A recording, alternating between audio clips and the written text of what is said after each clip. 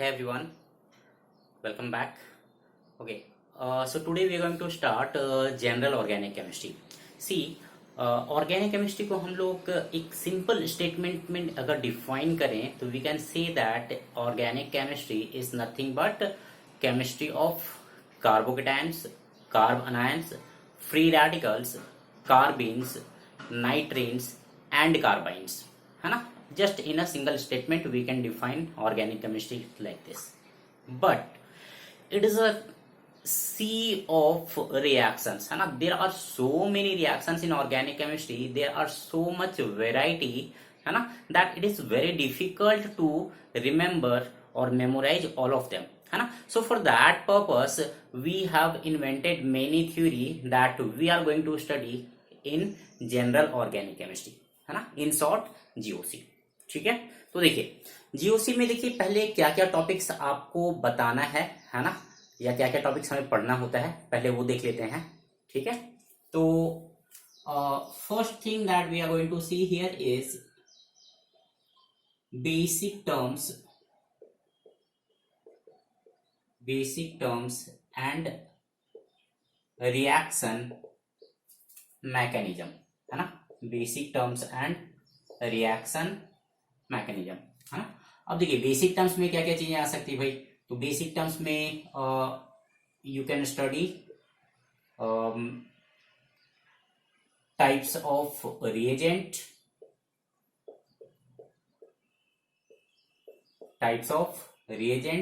है ना, जैसे कि इलेक्ट्रोफाइल्स होते हैं, न्यूक्लियोफाइल्स होते हैं, है ना. देन स्ट्रेन, है ना. स्ट्रेन तीन टाइप के होते हैं. एक होता है Baeyer's strain, that we will study in Baeyer's strain theory, है ना. Second type is torsional strain, है ना, torsional strain. And third one is steric strain, और it is also known as van der Waals strain,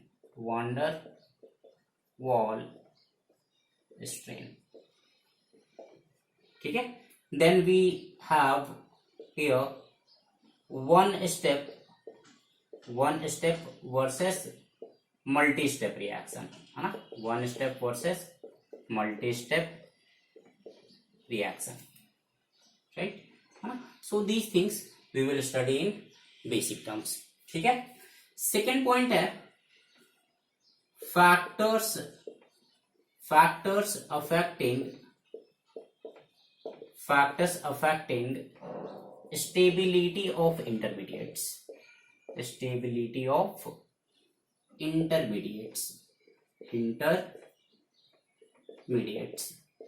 है ना.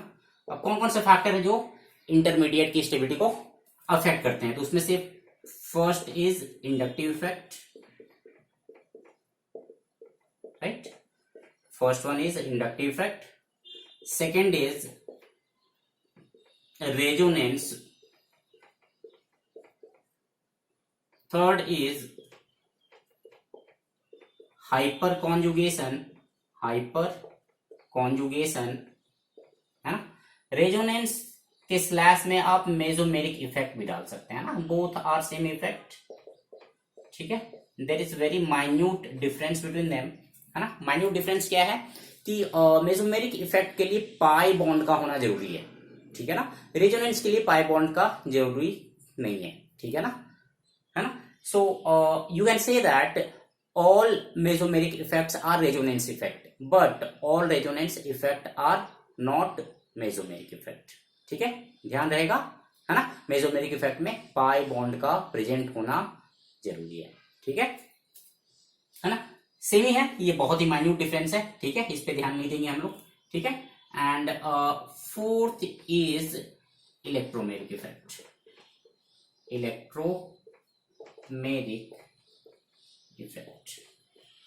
ठीक है.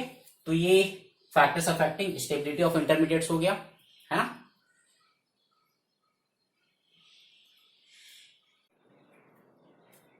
Okay. So next point जो हम लोग जीओसी में देखेंगे, है ना, point number 3, that will be aromaticity. Aromaticity, है ना। एरोमेटिसिटी मतलब क्या, कोई मॉलिक्यूल है या कोई आयन है, it may be aromatic, non aromatic और एंटी एरोमेटिक, है ना, that you have to study in aromaticity. ठीक है। फोर्थ पॉइंट है stability of intermediates like carbocations, है ना, कार्बोकेटाइन्स, कार्ब अनायंस, ठीक है, कार्ब अनायंस, है ना, free radicals, free radicals and carbenes. ठीक है, हमारे सिलेबस में इतना ही है ना। So we will focus on this four things. ठीक है। नेक्स्ट है ना, लास्ट टॉपिक रहेगा जीओसी का, acidic and basic strength, acidic and basic strength. ठीक है। तो देखिए जीओसी की ये जितने भी टॉपिक्स हैं, है ना, they are very very important topics. ठीक है। आप ये मान के चलें कि अगर आपका जीओसी क्लियर है तो आपकी मतलब आधा काम जो है ऑर्गेनिक केमिस्ट्री का डन है ना। ऑलमोस्ट 20% क्वेश्चंस जो है, और यू कैन से 30% क्वेश्चंस जो है आईटी जेई में या किसी कॉम्पिटेटिव एग्जाम में, they belong to general organic chemistry, है ना। अगर आपको ये चीज आती है, अगर ये जीओसी आपका क्लियर है, तो you can solve almost 20 to 30% questions of organic chemistry. ठीक है। So I will focus mainly on resonance here, है ना। रेजोनेंस को मदर ऑफ ऑर्गेनिक केमिस्ट्री बोला जाता है। ठीक है ना, कि मतलब अगर रेजोनेंस आपका क्लियर है, ठीक है, क्योंकि आप जहां पे भी डेमो देने जाओगे, है ना, main questions that they are going to ask, अगर आपने रेजोनेंस टॉपिक लिया है, ठीक है ना, या जीओसी आपने लिया है, तो आपको रेजोनेंस में अंदर ले जाएंगे, डीप ले जाएंगे, है ना, वहां से आपको काफी सारे क्वेश्चंस पूछेंगे। ठीक है। तो मैं यहाँ पे डिस्कस करूंगा मेन चीजें जो है, एक है तुम्हारा रेजोनेंस हो गया। ठीक है। दूसरा जो टॉपिक मैं डिस्कस करूंगा that is this one, stability of intermediates. ठीक है। और थर्ड टॉपिक जो मैं डिस्कस करूंगा that will B acidic and basic strength. Acidic and basic strength बहुत ज्यादा मैं डिस्कस नहीं करूंगा ना, बेसिक चीजें जो है, ठीक है, कहां कहां पे आप फंस सकते हो, वो सब चीजें मैं डिस्कस करूंगा। ऑलराइट, है ना। So let's go to resonance now. ठीक है।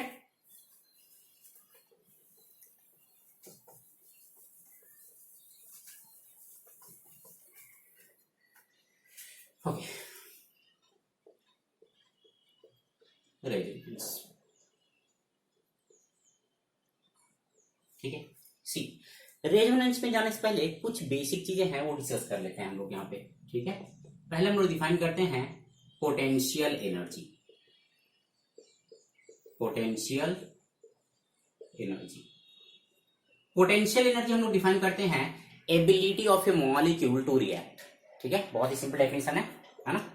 Ability of a molecule, ability of a molecule to react. ठीक है, मतलब क्या हुआ कि पोटेंशियल एनर्जी जितनी ज्यादा होगी, उस मॉलिक्यूल की रिएक्ट करने की एबिलिटी उतनी ही ज्यादा होगी, है ना। दूसरा है यहां पे second point is types of electron.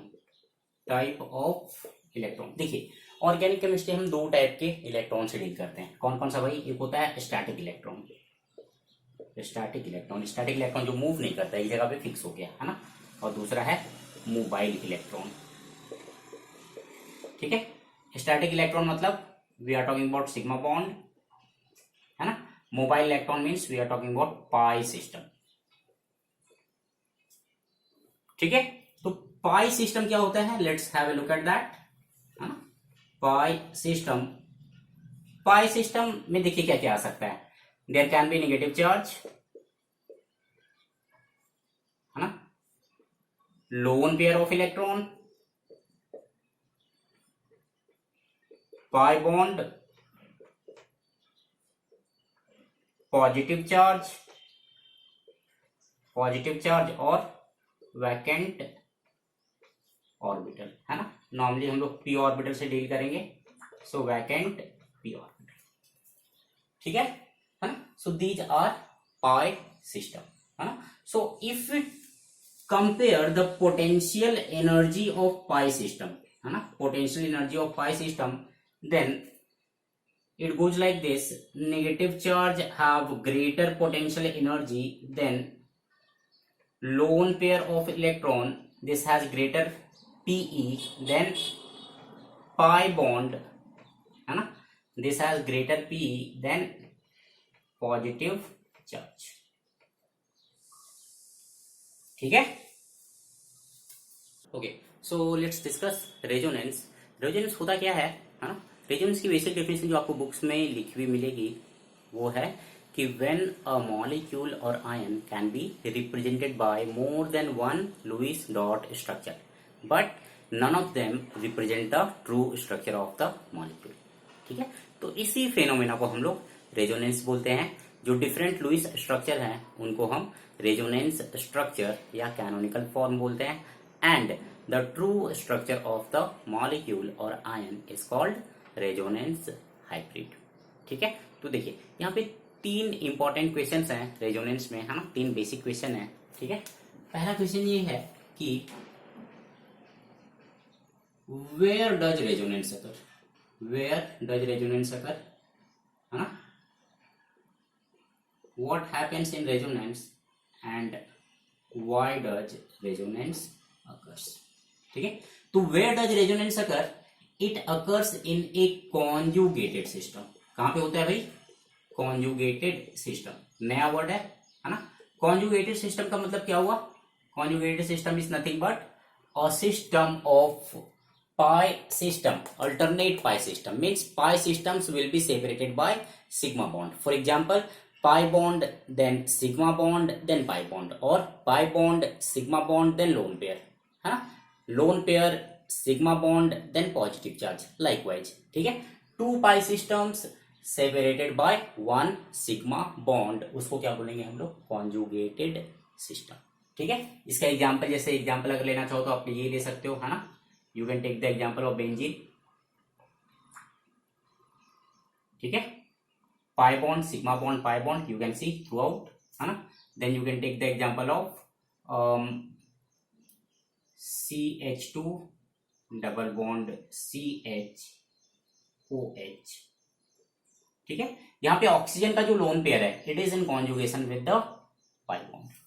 ठीक है, तो इसमें हम बेसिकली कंडीशन पढ़ते हैं ना. What is the condition to write the resonance structure. ठीक है, रेजोनेंस स्ट्रक्चर लिखने के कुछ रूल्स हैं, वो रूल्स आपको किसी भी बुक में मिल जाएंगे, दैट यू कैन रेफर. ठीक है, बहुत बेसिक टॉपिक है ये, है ना. दूसरा है यहाँ पे कि व्हाट हैपेंस इन रेजोनेंस. तो रेजोनेंस में होता क्या है? It is nothing but delocalization of electron among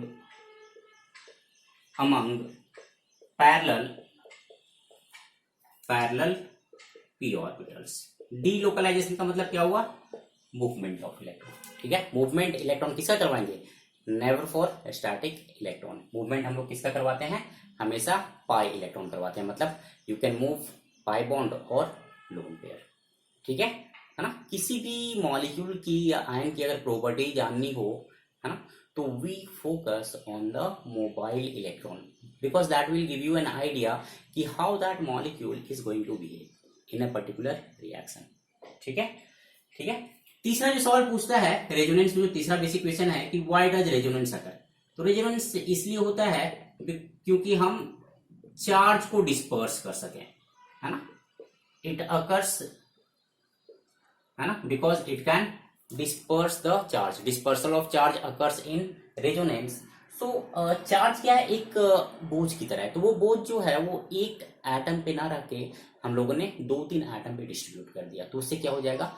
stability मिलेगा सिस्टम को, है ना. It will provide stability to the system. ठीक है, it will provide stability to system. Stability देगा सिस्टम को, मतलब it will lower potential energy of the system. ठीक है, potential energy and stability they are inversely proportional, right. हाँ, so ये 3 point हो गए इसके. ठीक है, अगला है, चलिए कुछ एग्जांपल देख लेते हैं हम लोग रेजोनेंस स्ट्रक्चर के. हाँ, जैसे पहला एग्जांपल ले लो, we have CH2 double bond CH2+। ठीक है, यहाँ पे पॉजिटिव चार्ज जो है पाई बॉन्ड के साथ कॉन्जुगेशन में है, तो ये पाई बॉन्ड को राइट में मूव करवा दिया, we get CH2 CH double bond CH2, यहाँ पे पॉजिटिव चार्ज। ठीक है, इस टाइप के रेजोनेंस को हम लोग क्या बोलते हैं, it is called at equivalent resonance. यहाँ पे we are getting two equivalent resonance structure. ठीक है, दिख रहा होगा, है ना। इक्विवेलेंट का एक और एग्जांपल ले सकते हो बेंजीन का, है ना, पाई bond pi bond pi bond, है ना, अल्टरनेट पाई बॉन्ड। ठीक है, इसको मूव करते हैं ऐसे, ये इधर गया, ये इधर गया, ये इधर गया, so we will get pi bond pi bond pi bond. ठीक है, again they are equivalent resonance structure of benzene. ठीक है, तो इसका रेजोनेंस हाइब्रिड कैसा होगा, इट्स रेजोनेंस हाइब्रिड, भाई हेक्सागन बना लो और बीच में एक गोला डाल दो। ठीक है ना, ये सेकेंड एग्जांपल हो गया। ठीक है, third example you can C CH2 double bond CHOH, oxygen पे लोन पेयर। ठीक है, इसको इधर शिफ्ट कर दिया। देखो यहाँ पे लोन पेयर जो है ना, लोन पेयर जो है it is in conjugation with the pi bond, है ना, lone pair then one sigma bond then pi bond. ठीक है, अब देखो दो पॉसिबिलिटी है यहाँ पे। पहली पॉसिबिलिटी क्या है कि पाई बॉन्ड को हम लोग राइट साइड में भी मूव करवा सकते थे, बट नहीं करवाएंगे। क्यों नहीं करवाएंगे भाई, क्योंकि ऑक्सीजन कभी भी 10 इलेक्ट्रॉन अपने चारों तरफ नहीं रख सकता है ना। Why, because it belongs to second period element. ठीक है, इसका कोई वैकेंट डी ऑर्बिटल नहीं है ना। So maximum number of electron around oxygen can be 8, not more than that. ठीक है, so we will move this lone pair to the left और ये पाई बॉन्ड मूव कर जाएगा कार्बन पे, तो यहां पे मिल जाएगा CH2 कार्बन नेगेटिव चार्ज, है ना, CH डबल बॉन्ड OH इधर पॉजिटिव चार्ज। ठीक है, so these are some examples of writing the resonance structures of molecule और आयन। ठीक है, so first thing that you have to teach to the students is how to write down the resonance structures। ठीक है, ये पहली चीज है। दूसरी चीज जो हम लोग स्टडी करेंगे, है ना, how to decide the stability of resonance structure RS। ठीक है, तो इसमें 3 फैक्टर हैं। First factor is octet factor. Octet factor में क्या है कि ऐसा रेजोनेंस स्ट्रक्चर जिसमें सभी एटम्स का ऑक्टेट कंप्लीट हो, except for hydrogen. Of course hydrogen का डुप्लीकेट देखेंगे हम लोग, है ना। बाकी सारे एटम्स का अगर ऑक्टेट कंप्लीट है ना, तो उसको हम लोग सबसे पहले प्रायोरिटी देंगे, that will be most stable. ठीक है, second factor is charge factor. Charge factor, charge factor means we will talk about the charge separation. Charge separation जितना ज्यादा होगा स्टेबिलिटी उतनी ही कम होगी, है ना। Means there might be a resonance structure in which there is no plus minus, and there will be another RS in which there will be plus and minus. तो plus minus जितने ज्यादा होंगे stability उतनी ही कम होगी, है ना। And third factor is distance factor. Distance factor, distance factor क्या है कि there may be plus I group or minus I group, है ना, इन द आयन। ठीक है, तो वो प्लस आई ग्रुप या माइनस आई ग्रुप का हम लोग डिस्टेंस देखेंगे फ्रॉम द पॉजिटिव चार्ज और नेगेटिव चार्ज। फॉर एग्जाम्पल अगर RS में पॉजिटिव चार्ज है, ठीक है, तो RS में पॉजिटिव चार्ज को स्टेबलाइज क्या करेगा, प्लस आई ग्रुप। तो प्लस आई ग्रुप जितना नियर बाय होगा स्टेबिलिटी उतनी ही ज्यादा होगी, प्लस आई ग्रुप जितना दूर होगा स्टेबिलिटी उतनी ही कम होगी फॉर द पॉजिटिव चार्ज, है ना। अगर नेगेटिव चार्ज की बात करें तो नेगेटिव चार्ज को प्लस आई इफेक्ट जो है वो डिस्टेबलाइज करेगा। ठीक है ना, सो डिस्टेंस फैक्टर। ठीक है, तो these 3 are the factors which will decide the stability of RS। कुछ और भी फैक्टर्स हैं but they are not that much important, है ना, ये हम लोग इस पे ज्यादा फोकस करेंगे। ठीक है, next is types of resonance. ठीक है, There are three types of resonance. First one is equivalent resonance. Equivalent resonance means we have CH2 double bond CH, CH2 plus, है ना. इसका pi bond is in conjugation with the positive charge, so we will get CH2 CH double bond CH2 positive charge here, है ना. These two are equivalent RS, है ना. Then of course you have benzene structure, Kekulé structure of benzene, है ना. Those two Kekulé structures are also equivalent RS. ठीक है. Second में है extended resonance. Extended resonance. Extended resonance means take the example of CH2 double bond CH, CH double bond CH, COH. ठीक है. So you can see here, let us say this is 1. Okay, let's say this is 2 and let's say this is 3. ठीक है. तो extended resonance का मतलब क्या हुआ कि 1 is in resonance with 2, 2 is in resonance with 3.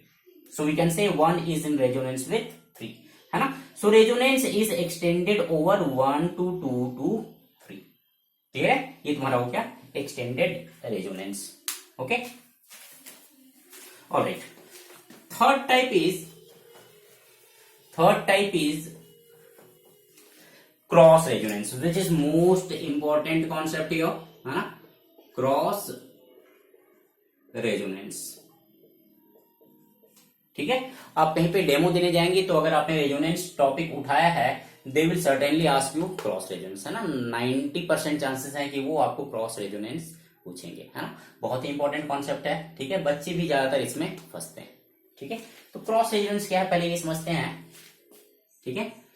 Cross resonance हम लोग डिफाइन करते हैं 1 and 2 are in resonance with 3, है ना. Group you can write group 1 and 2 are in resonance with group 3, but 1 and 2 are not in resonance with each other,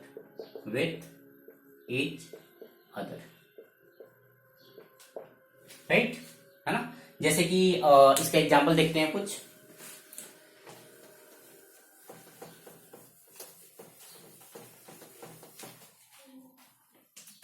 okay, so example we can see here. We have this example first, है ना. this is 1, 2 and 3.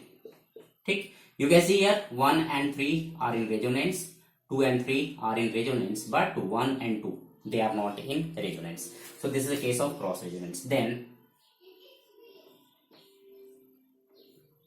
this one. Okay, 1, 3, 2. Okay, then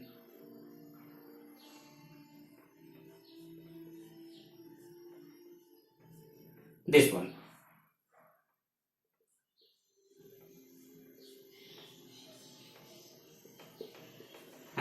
This will be 1, this is 2 and this one is 3, है ना. Again you can see 1 and 3 resonance में है, 2 and 3 resonance में है, but 1 and 3 they are not in resonance.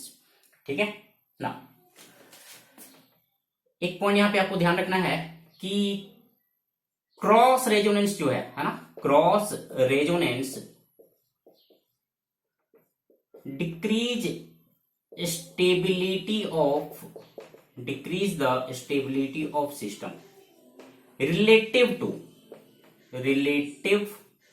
to extended resonance. ठीक है. मतलब क्या हो भाई, ध्यान रखना, है ना, कि क्रॉस रेजोनेंस और अगर एक्सटेंडेड रेजोनेंस को हम कंपेयर करें तो एक्सटेंडेड रेजोनेंस स्टेबिलिटी जितनी बढ़ाएगा उसके रिस्पेक्ट में क्रॉस रेजोनेंस स्टेबिलिटी को डिक्रीज करेगा, है ना, क्योंकि ये कंडीशनल हो गई ना कि भाई 1 के साथ अगर 2 चला गया रेजोनेंस में, फिर तो 2 जो है वो 3 के साथ रेजोनेंस में नहीं जाएगा, या फिर 2 और 3 के बीच में अगर रेजोनेंस हो गया तो 1 रेजोनेंस में पार्टिसिपेट नहीं कर पाएगा। ठीक है, तो अगर एक रेजोनेंस हो रहा है तो दूसरा नहीं हो रहा है। क्लियर है? सो क्रॉस रेजोनेंस जो है वो सिस्टम की स्टेबिलिटी को डिक्रीज करेगा, ठीक है, कंपेयर टू एक्सटेंडेड रेजोनेंस, है ना। अब इसमें एक क्वेश्चन है ना, एक क्वेश्चन, सिंपल सा क्वेश्चन दे रहा हूं मैं, ठीक है।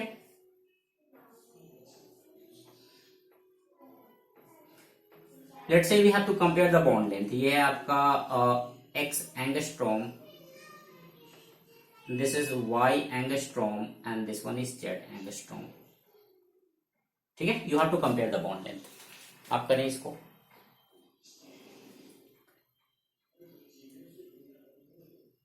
चलो ठीक है ना, ये डिस्कस कर लेते हैं। देखिए ये वाले रेजोनेंस स्ट्रक्चर को हम देखें, है ना, इसके आप डिफरेंट रेजोनेंस स्ट्रक्चर लिख लीजिए, ठीक है। इसमें यू कैन सी हियर कि y जो है सिंगल बॉन्ड कैरेक्टर है, ठीक है। एक पॉइंट ध्यान रखना कि जो रेजोनेंस स्ट्रक्चर सबसे ज्यादा स्टेबल होगा उसका कंट्रीब्यूशन रेजोनेंस हाइब्रिड को उतना ही ज्यादा होगा, ठीक है। तो यहाँ पे ये जो रेजोनेंस स्ट्रक्चर है इसमें ऑक्टेट सबका कंप्लीट है, कोई चार्ज सेपरेशन नहीं है, सो this is most stable, right.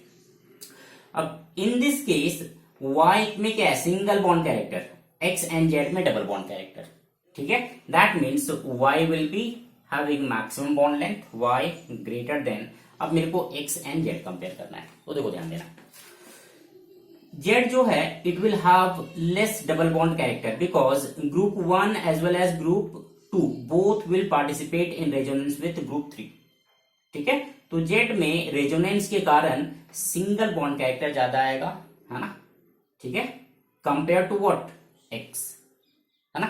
X में केवल एक ही रेजोनेंस स्ट्रक्चर, आप ट्राई कर लेना ये, है ना, एक ही रेजोनेंस स्ट्रक्चर में सिंगल बॉन्ड कैरेक्टर आएगा, क्लियर है ना। और Z में 2 रेजोनेंस स्ट्रक्चर में सिंगल बॉन्ड कैरेक्टर आएगा, so Z will be greater than X, okay. So this is the answer, है ना। So this is about cross resonance, ठीक है। So next topic we are going to see is steric inhibition of resonance, है ना, okay. So next topic is SIR effect, steric inhibition of resonance, है ना। पहले इसको समझते हैं कि SIR इफेक्ट होता क्या है, ठीक है। रेजोनेंस की कंडीशन होती है कि अगर 2 एटम्स रेजोनेंस में पार्टिसिपेट कर रहे हैं then they must be in the same plane, है ना, ताकि उनके बीच में ऑर्बिटल्स जो हैं वो पैरेलल होने चाहिए, उनके बीच में प्रॉपर ओवरलैपिंग हो सके, ठीक है। अब SIR में होता क्या है, स्टेरिक, स्टेरिक का मतलब क्राउड, है ना, तो क्राउड के कारण इनहिबिशन ऑफ रेजोनेंस, रेजोनेंस या तो इनहिबिट करेगा या फिर डिमिनिश हो जाएगा, डिमिनिश मतलब एक्सटेंट ऑफ रेजोनेंस जो है वो कम हो जाएगा, ठीक है। तो इसको आप डिफाइन कर सकते हो कि because 2 atoms does not remains in the same plane because of the crowding factor, so they go out of the plane, and because of this the resonance between them does not occur or is diminished, तो इसी को बोला गया है steric inhibition of resonance, ठीक है। जैसे इसका एग्जांपल लेते हैं, ठीक है। फर्स्ट एग्जांपल है, let us compare the basic strength, है ना, we have N methyl at both ortho position we have NO2 group, okay, and this one NH2 NO2 NO2, ठीक है। We have compare basic strength of these 2 compounds. Now see, एक तो आप बोल सकते हो, है ना, you can see directly here because 2 methyl group are attached, ठीक है, तो ये नाइट्रोजन की लोन पेयर की अवेलेबिलिटी को बढ़ाएंगे, यहाँ पे इंक्रीज करेंगे, so first will be more basic than second, ठीक है। But what if I say to you that one is 50,000 times more basic than 2, then how you are going to explain this phenomena? Because भाई inductive effect का तो इतना असर नहीं होगा, ठीक है। तो यहां पे क्या हो रहा है, ये जो NMe2 है ना, this one goes out of plane, ठीक है। आउट ऑफ प्लेन क्यों चला गया? बिकॉज ऑर्थो पे है दोनों साइड, NO2 है, तो NO2 and NMe2 they can not be in same plane, है ना, क्राउडिंग के कारण ये आउट ऑफ प्लेन चला जाता है, ठीक है। तो अगर ये आउट ऑफ प्लेन चला गया, है ना, ये अगर आउट ऑफ प्लेन चला गया, then this lone pair will not be able to participate in resonance with benzene ring. तो लोन पेयर अगर पार्टिसिपेट नहीं कर रहा है बेंजीन रिंग के साथ रेजोनेंस में, तो इसकी अवेलेबिलिटी जो है वो बढ़ जाएगी, है ना। यहाँ पे नाइट्रोजन पे जो लोन पेयर है, it will easily participate in resonance with benzene ring. Why?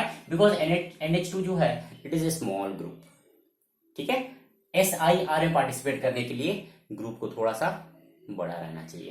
तो देखो कौन कौन से ग्रुप जो हैं वो SIR इफेक्ट में पार्टिसिपेट करते हैं वो देख लेते हैं, ना। ग्रुप्स पार्टिसिपेटिंग इन SIR, देखो क्या क्या पार्टिसिपेट कर सकता है।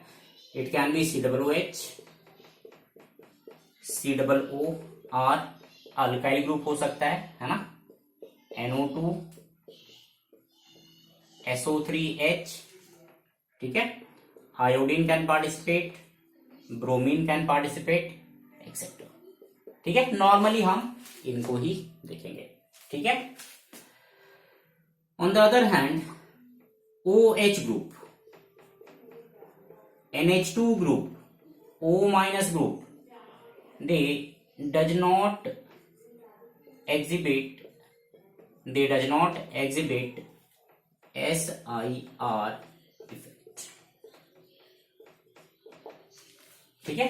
तो ये आपको ध्यान रखना है कि SIR इफेक्ट में कौन कौन पार्टिसिपेट करेगा, कौन कौन पार्टिसिपेट नहीं करेगा, ठीक है। Okay, so this is the first example, है ना। सेकेंड एग्जांपल देखते हैं इसका।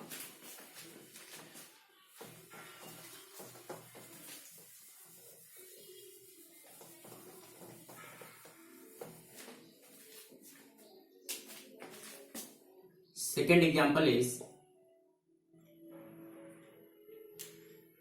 again compare the basic strength. NH2, NO2 at para, methyl, ठीक है। And second molecule is NH2, 2-methyl at meta position and NO2 at para. Now see, NO2 के दोनों ortho position पे क्या है, CH3 ग्रुप है ना। तो ये CH3 ग्रुप क्या करेगा, it will force this NO2 out of plane, ठीक है।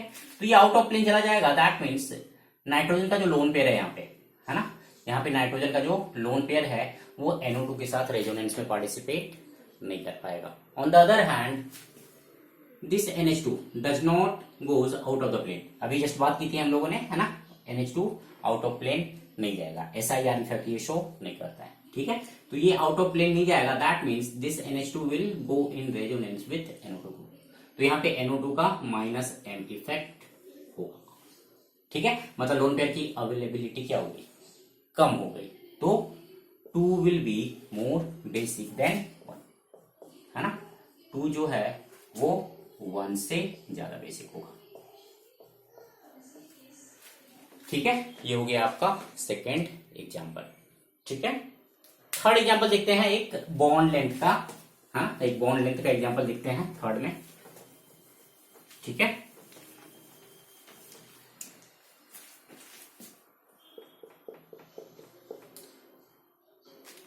Look at this. We have iodine here, NO2, and NO2, right? है ना?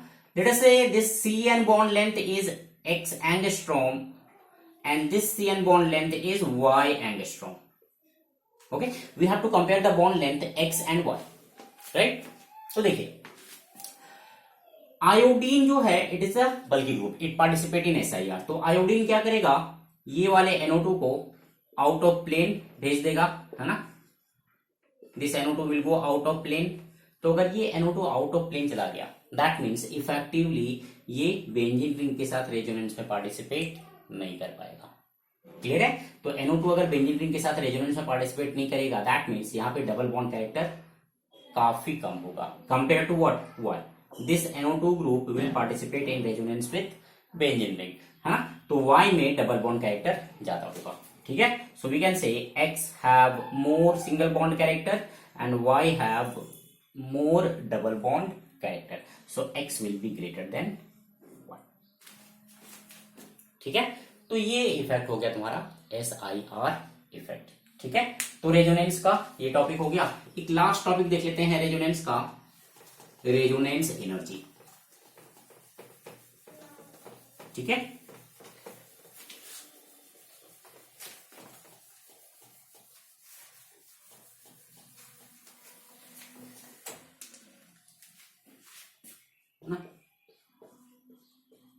Resonance energy. ओके, सी पहली चीज it is again hypothetical concept, completely theoretical है क्योंकि रेजोनेंस से थ्योरेटिकल है, तो resonance energy is also theoretical, है ना। इसको हम डिफाइन करते हैं, it is the difference in energy, difference in energy between most stable resonance structure and resonance hybrid।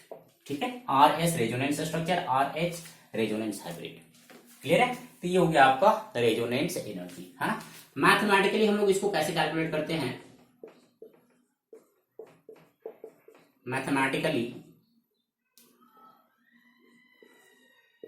resonance energy is equal to difference in delta H C। Delta H not C आप ले सकते हो, है ना, ये आपका हो जाएगा theoretical minus delta H not C experimental. Okay, और it can be calculated by difference in standard enthalpy of formation theoretical minus standard enthalpy of formation actual और experimental, है ना, या फिर it can be calculated by enthalpy of hydrogenation theoretical minus enthalpy of hydrogenation experimental। ठीक है, normally ये तीन तरीके हैं जिसके थ्रू हम रेजोनेंस एनर्जी को कैलकुलेट करते हैं ना। इनमें से एक सवाल IIT JEE में भी पूछा था, ठीक है ना, एक्चुअली 2 बार पूछ चुका है ये, ठीक है ना, इससे रिलेटेड कि they asked about the resonance energy of benzene. Clear है ना। So this is the resonance energy. ठीक है, तो रेजोनेंस हम लोग इतना ही पढ़ेंगे। ठीक है, थैंक यू।